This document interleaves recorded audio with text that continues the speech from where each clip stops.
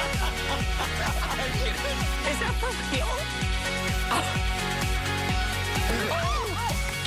Live from Studio B at KPRC Channel 2. Houston Life starts now. Well, we made it to Friday, everybody. Happy Friday. Hope you're having a great day so far. And welcome to Houston Life on this October 2nd, Courtney. Also known as Friday. All good? Yeah, I know. It's true. We're so glad to have you with us. We are going to have a lot of fun on today's show, and it still feels like fall, so that's good news. Oh, my word. This weather has been so good. So beautiful outside right now. I know, and so many people, like, in our, taking our walks and stuff around the neighborhood, everybody's got their Halloween decorations out. It's great to be outside, and another great market is happening this weekend. So coming up a little bit later today, we're going to tell you about the Urban Harvest Farmers Market. It is happening tomorrow, so make sure you gather everything. There's new guidelines in place, what you need to know before you go, plus the benefits of sourcing fresh produce from local families, especially during a pandemic. But the weather's going to be fantastic. Look at all that fresh produce and the juice. It will be a great weekend to grab your mask and get outside. And also, cheers to Hispanic Heritage Month, Courtney. Under the Volcano owner Peter Mitchell is going to help us celebrate today by showing us how to mix up some classic cocktails like the Peruvian Pisco Sour and the Cuban Mojito. Yes and yes.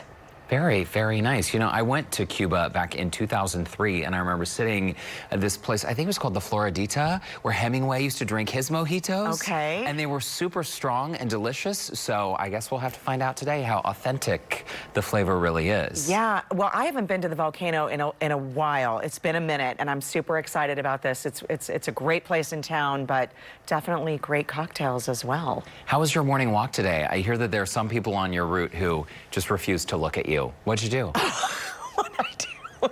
Courtney and I were having this conversation about how, how sometimes you're in your neighborhood, or even, I remember when I lived in a condo building once, and it was like pulling teeth to try to get some neighbors to even look me in the eye. It is the craziest thing. So yeah, I was asking you because I thought best friend Lori and I will walk or we'll run together, and we always have this thing where if someone's coming towards us or you meet somebody on your walk, meeting them, you're crossing paths or whatever, we always acknowledge them. You give them a little wave, how are hello, you? Good morning. There's always one or two that just either make eye contact and look away, or they try really hard completely avoid to avoid it. So what do? I yell really loud, good morning. And then what? How are you? And sometimes they just keep going, and other times it's sort of a low wave or something, like an awkward low wave down here.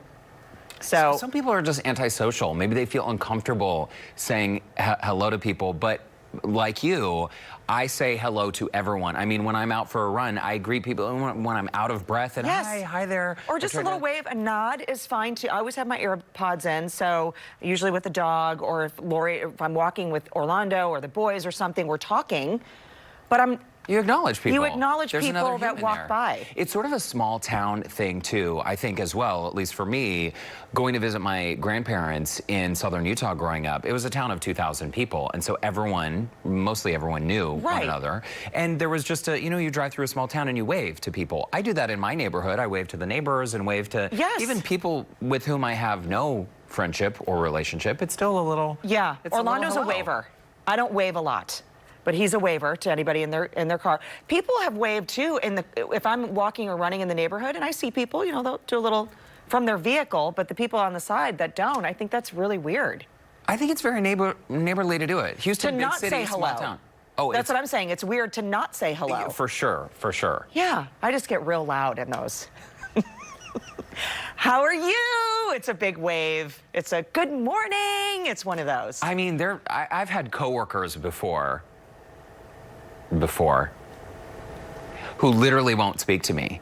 And it's like people who I know who we worked in the same building for years, and it's like, hey, so-and-so, hey, so-and-so. And I think people just have different levels of, being friendly. But now that it's fall and people are actually getting outside, it is kind of a nice thing to sort of reconnect with the dog walkers and the neighbors and something very similar that you and I have had this conversation about as well is, besides making eye contact with someone or saying hello, what about when you're entering a place where there's an actual door that needs to be open, and let's say there's somebody right in front of you, and they kind of barely open the door and just kind of squeak in, and you're right there with 9,000 things in your hand, and you're kind of sticking your foot out to hold. Oh, I got it, thanks. Yeah. And nobody looks behind you. That's happened to me many times. Right? I always hold the door. I do Whether too, it's coming into work here, yes, or if you're in a public place and someone's coming in behind you. Even if someone is sort of like some distance away, I will stop and I will wait. Yes. I will wait for them to make their way into the door.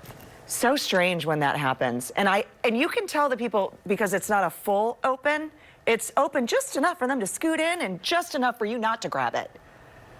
Very strange. Very strange. People are in a hurry. I guess. People are in a hurry. But I feel like now more than ever, especially because people are out wearing masks, it's more difficult sometimes, I think, to have that interaction, maybe at the grocery store or whatever. We're living in these very strange times, right? And so I'm always smiling under my mask, and I will still say hello from behind the mask. Me too. But I feel like for so many people, that mask is an extra barrier of just stay away. Stay away, don't talk to me. Yeah. Which is too bad. I think we should try a little harder to acknowledge other people. We could all use a bit more kindness in the world, don't you think? Just a bit more, absolutely. My mom used to, it's so funny. My mom is like very social, right? And so at the grocery store, wherever, she meets people, my mom too, strangers, with whom she connects so well, and then they have this great friendship and whatever. They may trade information or not, but usually by the end, pre-COVID, they would be hugging and, oh wow, my so mom nice grabs chatting people's with you. hands. Yes. Oh yeah, they talk, and I remember in high school, my friends would be like, how does your mom know that person? And I would just like, they're complete strangers. No, they just met. But one day, there was a woman in a store wearing this big, I mean, it was a sweatshirt with a giant bear on it. Okay. And it said, hug me. So my mom, she went in for it. My mom went in to hug this woman, and yeah, we don't do that anymore. I've had to have a very serious talk with my mom. Mom, no, you can't. It's a stranger. Did she go in for the hug previously? And did the lady think? The lady freaked out. I mean, she was, and my mom was like, well, your shirt don't says blame me. hug me. I'm just following orders here. Well, we want to know how you guys have maybe found new ways to celebrate fall, your fall activities, ways to social distance, and maybe how are you modifying your holiday plans or your Halloween plans, because that's coming up in just a few weeks. I mean, I think everybody wants to know this too, and maybe it will be left up to neighborhoods or what's going on. AJ's this is his favorite holiday. And so typically on September 1st is really when he is pulling out all the Halloween decorations. He's ready to, map it out, figure out where the decorations are going to go. And he talks about now, what are you going to be? I think you and Dad should be eggs and bacon. I think maybe Oscar. Is that what you're going to be? No, but he just, I don't know. AJ, I'm not sure, but Oscar, so now it's just sort of, he's very excited and talking about how do we give out candy, and I can't wait because we're going to do this. So I'm hoping something still happens. I just don't know how it's going to happen to give candy. Maybe it's just you're giving them to people that you actually know, and not to strangers that are coming to your house, right? I would assume there may be just more organized, smaller groups, driveway or, something like that, right? Yeah, I think on our neighborhood Facebook page, we're going to organize some sort of Halloween celebration. So that at least a lot of my neighbors are now having little babies, or they've grown up and they're trick-or-treating age now, which is so exciting, right? So fun. And the first time you went, so cool. So I think we'll do a little bit something. But I think that staying socially distant, I like the idea of like lowering a bucket down from the roof or a balcony or something, or from an upstairs window. Right, that's fun. AJ is all about scaring people, so he wants to be sort of like the zombie that's standing by the candy jar or something and, gets up and moves and pretends to be. Yes. That's really funny. Yeah, he's very excited. excited. Hidden camera. Probably. I'm being told by one of our producers that our viewer, Jesus, has written in with a comment. Do we have that comment now, guys? There we go. Putting a gumball machine outside my door bring change. Oh, wow. Ain't nothing free in this world. Well, Jesus is so harsh, but you know what? You have a point there. Oh, my word. That is funny. I think a lot of people are really trying to figure it out. What's going on with Halloween? What are we going to do? It's got to save Halloween. Well, maybe a lot of costumes have built-in masks, right? So I mean, a lot of them do. There's one bonus. Absolutely. Hey, speaking of figuring out, we need to figure out what we're going to be for Halloween. I know. Last year A lot of pressure. ended up being really great because we didn't even have to dress up. We had, was it Paris Hilton and Britney Spears who dropped by? Yeah, randomly Cher. dropped by the show, and Cher, and you know they're big fans of Houston Life. Huge fan. I mean, who isn't? Not a surprise. Bindi Irwin and her brother Robert Irwin, all the way from Down Under. I know. Joined us on the show. They're big fans. Watch They all are the time. Big fans. A lot of Australians love Houston Life. They really do. So we've got to figure out how we can raise the bar this year because Halloween, I mean, is tricky when you do a TV show and Have to have a change of sorts. So Yeah. I don't know. I don't know what we're going to do. But we're open. We're open, as always, to your suggestion and suggestions, plural.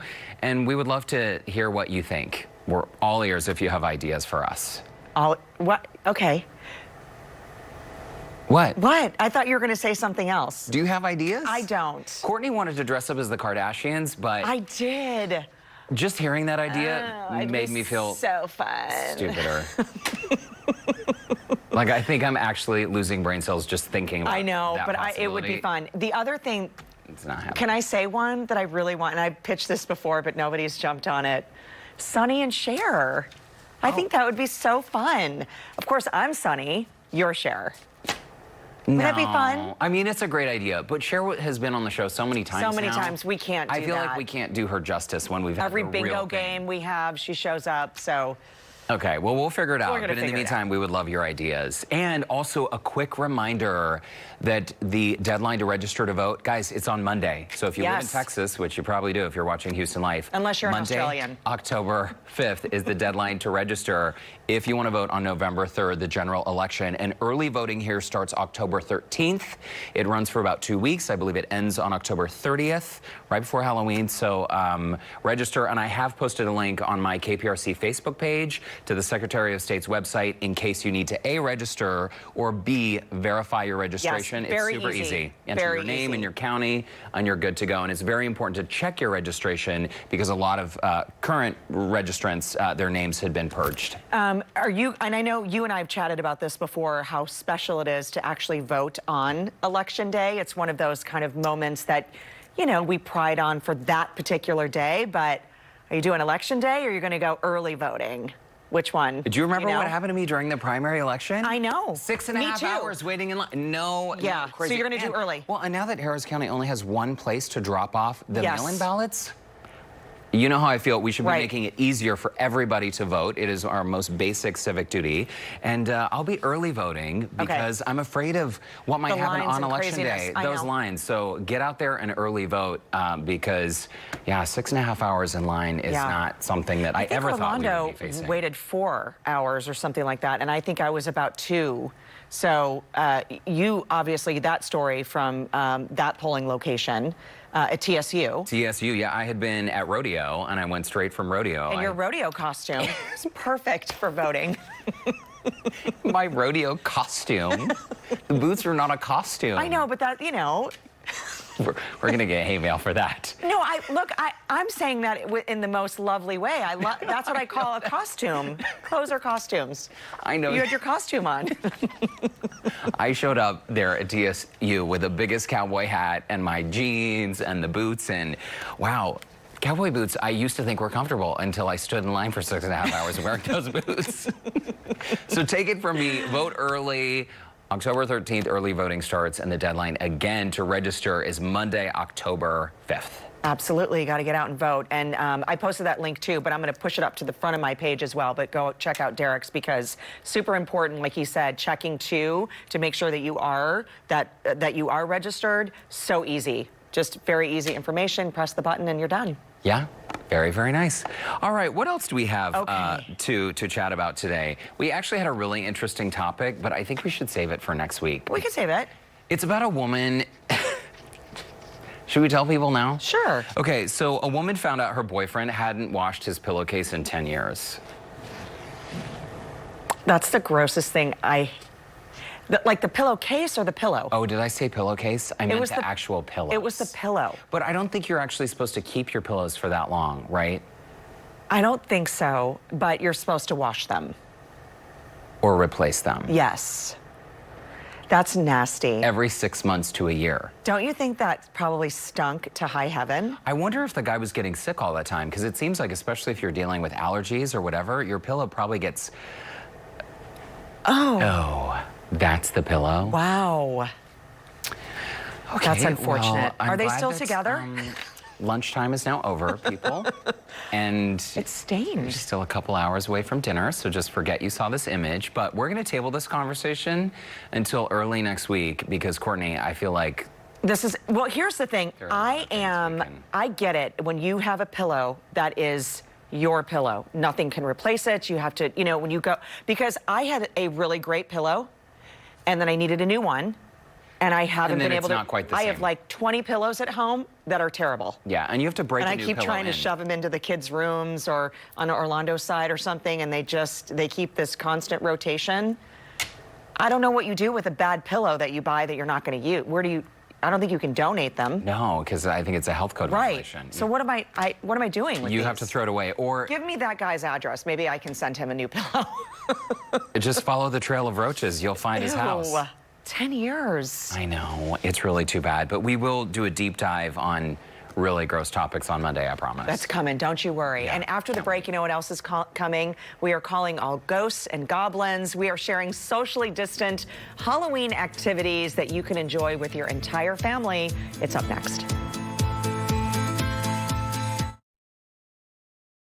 Welcome back. This year, many holidays have looked a bit different, including Halloween. But the good news is there are some great options to celebrate Halloween all around town. That's right. Amanda Serena, contributor at Mommy Nearest, joins us now with 5 activities where you can have fun while social distancing. You are always the person we lean on for all of these great activities. Happy fall. Hi, yes, you too. Thank you. Well, I guess we'll get right to it. One of the first ones that I wanted to throw out there, because it is such a big space and outdoors, is going pumpkin picking at Dewberry Farm.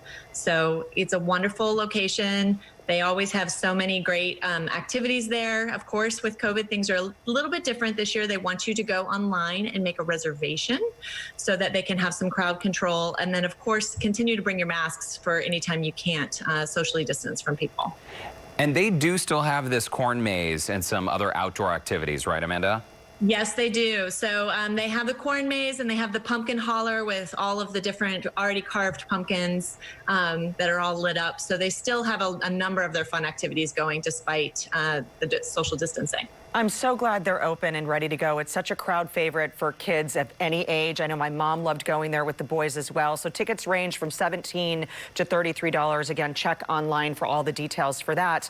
And then the second one that you say is a must-do, head down to the Kemah Boardwalk. Lots of fun stuff to have there.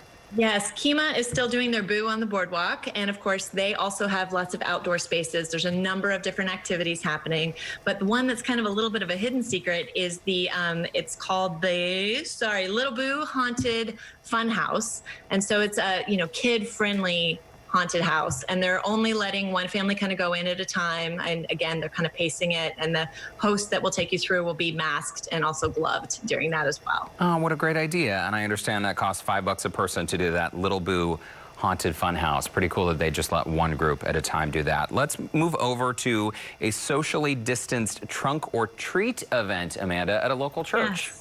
So the trunk or treats are not a new concept, but definitely a concept that's catching on with COVID, right? So there's 2 churches. One is St. Philip's UMC, and they are going to do a true trunk or treat where you go from car to car.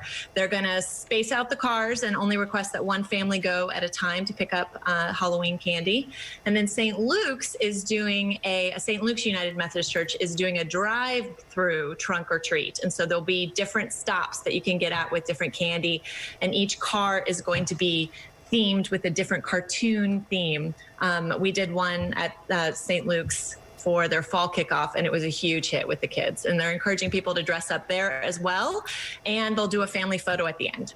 What's great, though, is they also say remember to mask up, and because cars are going to be parked, of course, but the pumpkin patches will be accessible for people, too, because those are always great spots, too, to buy pumpkins. We go there, too.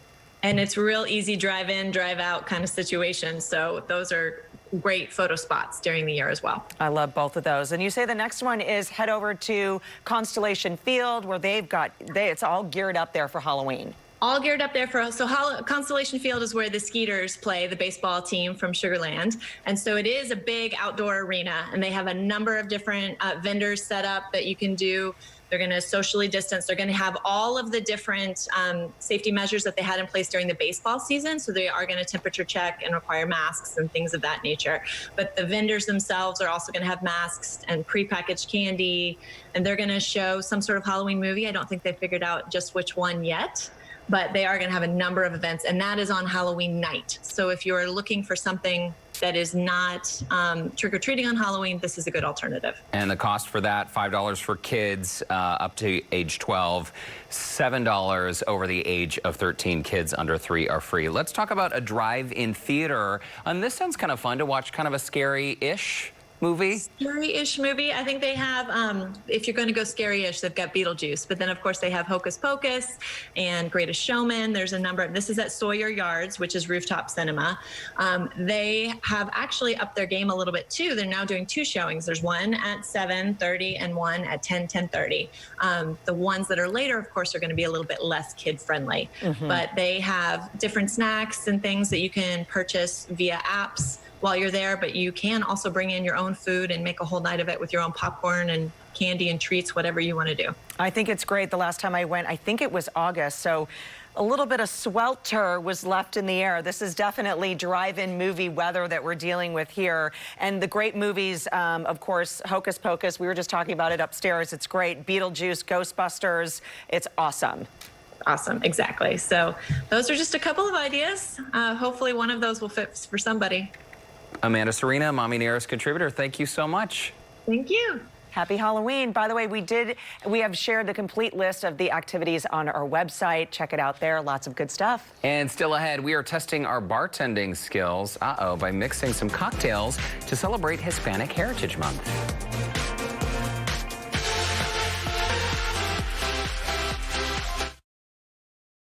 Well, welcome back. You know, earlier at the top of the show, we were talking about what to do for Halloween, how are we going to handle Halloween candy. Well, we're hearing from you guys on our social media pages, and let's check out what you guys are already saying. Rachel, we love her.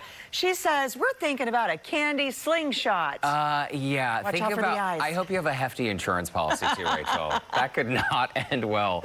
Josie writes in, thinking about putting my Christmas tree up because 2020. Yes, isn't Heather's husband already listening to Christmas music? Yes, at work. Okay. Well, Brenda writes in, we're going to have small toys spaced on the driveway instead of candy for those who trick or treat. Oh, cute idea. Yeah. That's a really sweet idea. I like that. Rachel with the slingshot. I think my kids just went, yes. I'm imagining her with the slingshot, like, get out of here, kid. I know. I don't know. Proceed with caution. Let's hope that doesn't actually happen. All right, kinds Rachel? of fun. It's going to be fantastic. Yeah. Justin, you guys lined it up for us pretty well. Well, I try at this point. Yeah, you know, it's one of these, this is the time of year where we get all the way through the summer, so you can get to these couple of weeks here in October and early November where the weather's just picture perfect, and that's kind of what we've got. You can see our triangle energy camera. Downtown looking good, 83 degrees, northwest wind. That's helping, too. That's going to keep those temperatures in check. Pretty much everybody as we expected today. Was sitting in the upper 70s to low 80s. Same thing as you get down to Galveston. It's going to be a beautiful weekend on the island. If you want to head on down, get a little surf as well. 81 out towards Katy. Of course, humidity levels are all 20-30%. This is where they were running yesterday. They go up just a bit at night because the air temperature drops a little closer to the dew point, but still the air is so dry, there's just no change in that. In fact, nary a cloud in the sky, as they say. We'll keep the temperatures falling back into the 60s, looking pretty nice there as well. Hey, guess what? Still tropical season. This is tropical depression number 25. You have 25 storms. It is still a tropical depression. Will become tropical storm Gamma if it gets upgraded. Right now, 35-mile-an-hour winds. The good news is it looks like it's going to hang out over the Yucatan in here in the southern Bay of Campeche, and partly because we've got a cold front that will come through and kind of block this and should keep it away from us here. So I'm not expecting too much trouble with that, guys, thankfully. Otherwise, it looks like this for us. A little warmer as we get in towards the weekend, but the Dash and the Texans playing on Sunday, Dynamo tomorrow. Another front Monday, and then as we get into next week, touch warmer, but still, this is the key. Remember, in the summertime, it's warm, but you can't cool at night. These overnight lows are all going to stay in the low to mid-60s, so that's some pretty comfortable October weather. And I'll tell you, I got an idea. I think what you should do instead of the slingshot is, you know that little ball catcher that you use with the dog? I don't know if Bella has one of these. Yeah, Christine, I know you're talking about. You're like kids, you're like, go long for a Kit Kat. Just That'll get it. You know, get it. Keep them active, all that good stuff. I just want pictures and videos. Whatever you try, we want to see it, right? Oh, yeah. Justin, thank you. Also coming up today at 4 o'clock, we have team coverage of today's big story. President Trump and First Lady Melania Trump both testing positive for COVID-19. Our health reporter, Haley Hernandez, is going to be talking to a local expert who says the president should be hospitalized, while Dr. Peter Hotez says the White House doctor should not be handling this case. Also at 4, a special honor for late President George H.W. Bush. And look at how the Lone Star Flight Museum is honoring the former president for his service during World War II. It was an event that brought a lot of his family out today. Okay, and this is perhaps our favorite story of the day. A wonderful but bizarre competition taking place this week at a national park in Alaska. It celebrates the pound gaining success of brown bears at the park. The competition allows people all over the world to vote for the heftiest grizzly bear. They have been packing on the pounds. This bracket-style voting runs for another 4 days, and coming up at 4, a look at how you can vote. We have been having fun with this one. My word. Yeah. They are so cute. Yeah, they're like, don't hate. A brother has to get ready for winter. You know, it's time to hibernate. They're big. Big is beautiful. Indeed, guys. We'll see you at 4. Thanks. All right. Well, coming up next, think you're prepared for retirement? We're debunking 5 of the most common myths after the break. We'll be right back.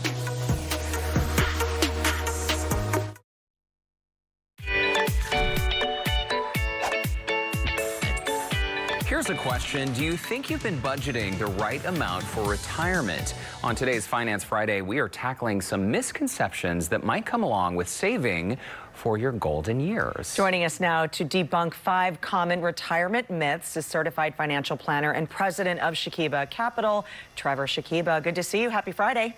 Yeah, happy Friday to y'all. Okay, well, let's get started. And I love this first point because this one is, I will spend less in retirement, said no one ever. Well, actually, a lot of people think this. I used to hear this all the time. The unfortunate thing here is that it's absolutely not true. In fact, most of my clients found that they spent more in retirement.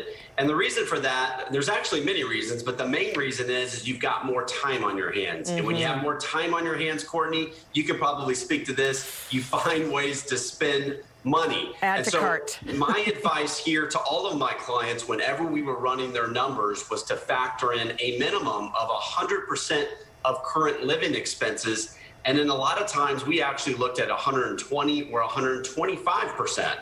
Okay, so that's pretty eye-opening. We're not going to spend less in retirement. Right. We're going to spend the same, if not more, Trevor. Let's also talk about this idea. Some people may be thinking they're going to work forever, right? And it's great when some people can delay retirement and people live to work, right? But this is not really the reality based on the data, correct? That is very much correct. Another myth that we need to dispel. And look, here's the data. 70% of retirees report retiring earlier than 65, and more than 1 in 4 of today's 20-year-olds will become disabled before age 67. That's data from the Social Security Administration. Point is that if you haven't started saving, just saying that, well, I'm just going to keep working until I die, that is not a good plan. It's never too late to start saving, by the way, or developing a financial plan. So without question, you need to go ahead and dispel that myth. And you also need to talk about health care for retirement, because the bottom line is, one of the statements that you hear all the time is that Medicare is basically going to be cheap and cover everything. Yeah, exactly. And this really is the elephant in the room when it comes to retirement, is healthcare. How much is it going to cost? You know, the expenses, the cost of healthcare has gone up so much. What is it going to be in 5, 10, 20 years? But just because you get to Medicare doesn't mean that you no longer have any cost. Very likely it's going to be cheaper. But remember, Medicare doesn't cover everything. In most cases, it doesn't cover dental and eye exams, hearing aids, for example. You're usually going to need to supplement Medicare with some type of Medigap plan or supplemental coverage. So just go in eyes wide open that not every healthcare cost goes away. Trevor, let's chat about Social Security, because I feel like it's very common to hear people say, oh, well, Social Security is going to run out. Is there truth to this, or is that a complete myth?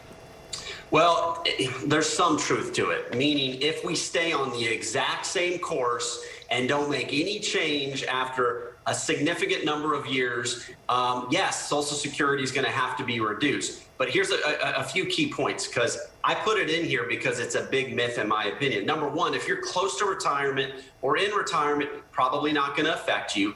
If you're younger, 40 or less, yes, things are probably going to need to be changed where income is higher or where you're not going to be able to access it as early. But the bottom line is that it's such a big program and so many people depend on it. It's not just going to go away. And remember this, to all the viewers, just depending on Social Security alone isn't going to meet all of your financial needs anyways. Such great information. Also, let's talk about your fifth point is all about basically the withdrawal rate and that it won't ever change. Yeah, another big myth in financial planning circles, a lot of times people would say, hey, if you have enough money and you're taking 4% from your investment portfolio, you are good no matter what. What that means is if you have $1 million, 4% would be $40,000 a year, you're good.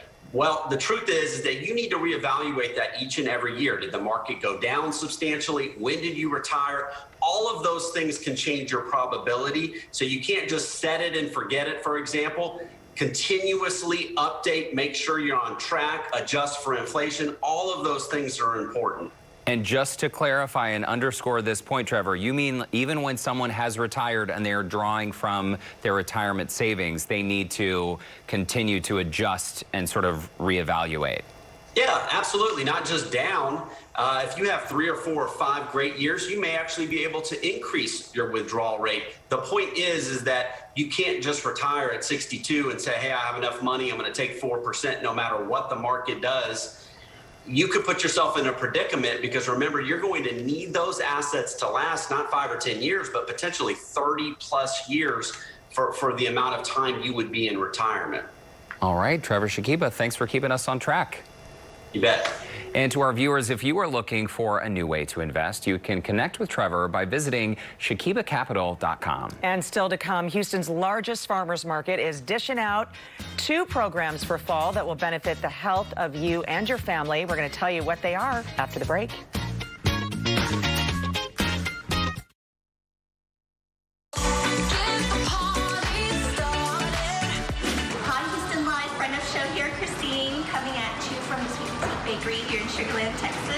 Congratulations on your 3 p.m. time slot.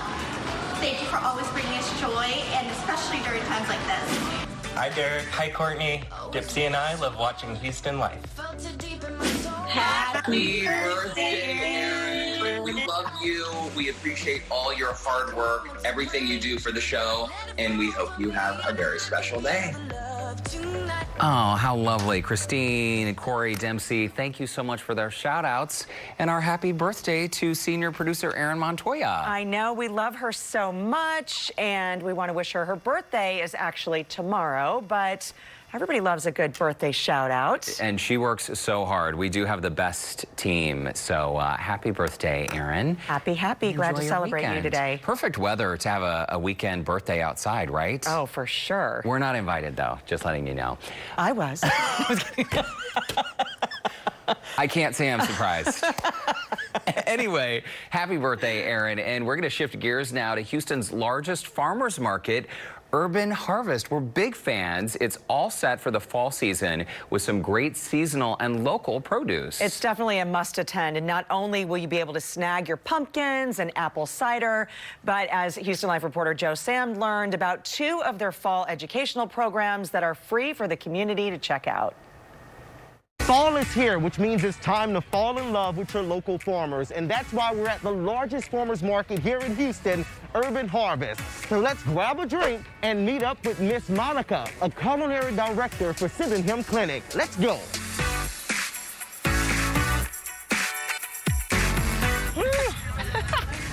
This is really good. Miss Monica, thanks so much for joining us. You're welcome. I had to get a drink to start off our awesome. Yes, we're going green this time.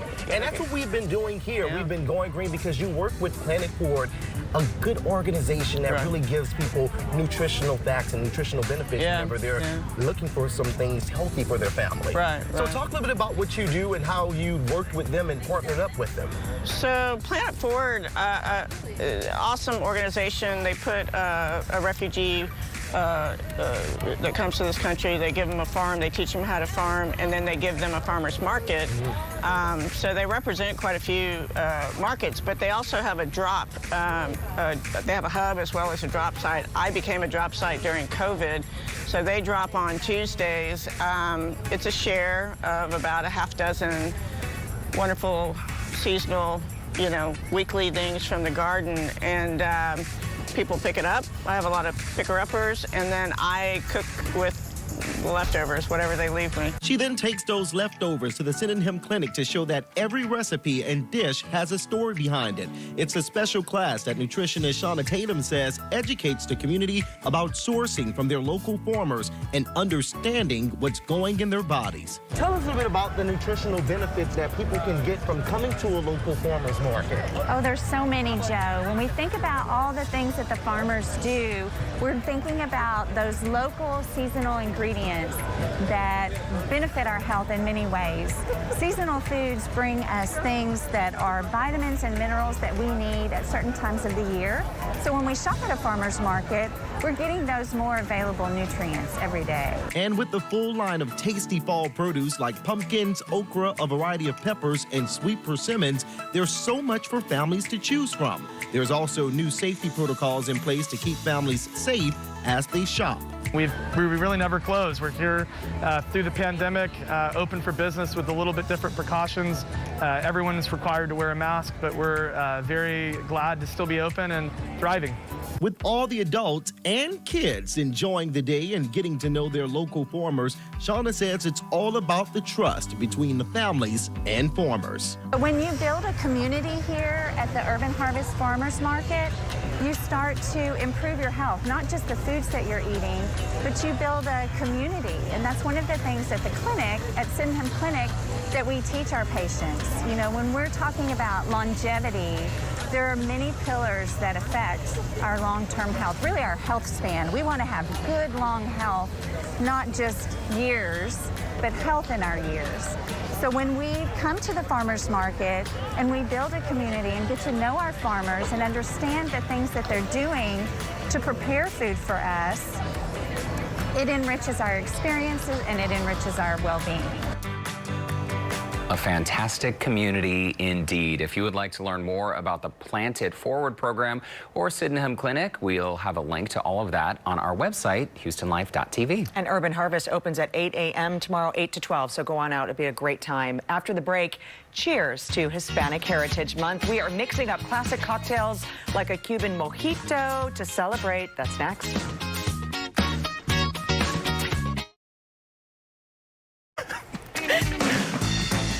Oh, wow. Welcome back, everybody. It is Friday and happy hour. Two of our favorite things, Courtney, we are celebrating with a nod to Hispanic Heritage Month. That's right. Under the Volcano owner, Peter Mitchell, is here to help us mix up some classic Cuban and Peruvian cocktails. Peter, welcome to Houston Life. Great to see you on this Friday. Thanks for having me.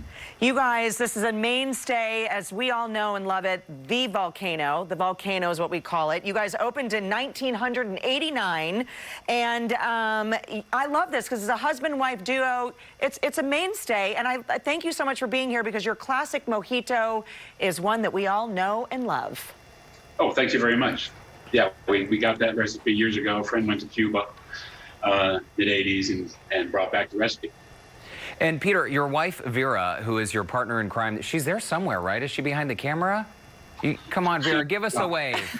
Yeah, you can run, but you can't hide. It's good to see you both. And listen, I got to tell you, during commercial break, I'm sort of outing Courtney here, but she told me there have been several times she has left your establishment and hasn't quite remembered the next day. I think he's ad-libbing just a little bit. So that's a good sign. All right, let's jump into the classic mojito. And I believe that's the cocktail that I'm going to be making over on this side of the table, yeah? Yep. Okay, walk us through it. Okay, so the mojito has rum, mint, lime, and sugar, or simple syrup.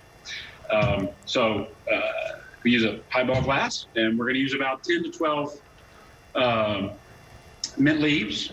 So you don't have to count them. I would just grab some. Okay.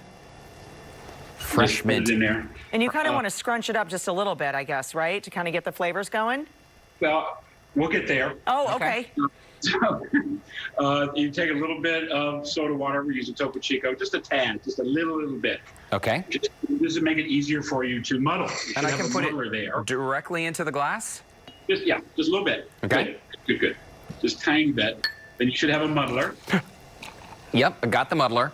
You can muddle around here. So you're gonna stick the muddler straight in. Be careful when you're muddling, because if you hit the glass, it might break. So you want to have it straight up and down. Okay, mine initially squirted up like Old Faithful, but I'm you just kind of want to, be careful. So you might, So you just kind of want to give it a quarter turn for about, I don't know, 6 or 7 times. Okay. Okay. Then put the muddler away. Okay. Okay. And then you can fill it with ice. Gotcha. So far, so good. Okay, and then we're gonna start with the lime. Should have some lime there, and we're gonna put 3/4 of an ounce of fresh lime juice. Mm-hmm. Okay, just gonna eyeball this. Perfect. Okay, got it. And then it gets a 1/2 ounce of simple syrup. Now, if you don't want to make simple syrup, you could just use sugar. It's not a big deal. In fact, sugar sometimes helps to break up the mint a little bit. And it's super easy to make at home. Just some sugar and water in a saucepan and just melt it down, right? If you want to, that's for sure. Okay. Okay, and then it's going to get 1.5 ounces of white rum. Okay, and you do recommend measuring this? Yes, I think most drinks you want to, especially if you have lime. A little bit of extra lime can go a long way because it's so tart. So you do want to be careful with it. Yes, you want to measure it. That's where I've gone wrong all these years. Okay. Yeah. And then you just top it off with the rest of the topo. Yeah. Okay. And then for us, I'm going to let him. He's going to taste his, I think. And the mojito, by the way, at the Volcano, previously named the best mojito in Houston 3 times over. So cheers to that delish, right? Well, cheers. I'm not sure if mine's the best, but Peter, I know yours is. So take it away. You want to get a straw and work it a little bit. It tastes better if you can kind of stir it up a little. Okay. Okay, Peter, we are moving over to the Pisco Sour. This is Peru's signature drink. And this is a brandy produced in Peru and Chile? Yep. Yes, exactly. Okay, how do we start? It's a brandy. But it's made for cocktails, I think. I mean, there's higher end Piscos that are made to drink like a brandy, but most of them I think are made for cocktails. So this is a fun one, Courtney. Grab an egg. Okay. And so we need egg white. So you got to separate the egg from the yolk. Okay, in the mixer? No, it goes into the shaker. Okay. And I'm going to separate. The yolk goes in the mixer, in the shaker, or just the white? Okay. No, in the shaker. Yes. Yeah. Just the egg white. Oh, look at that! You're freehanding it. Wow.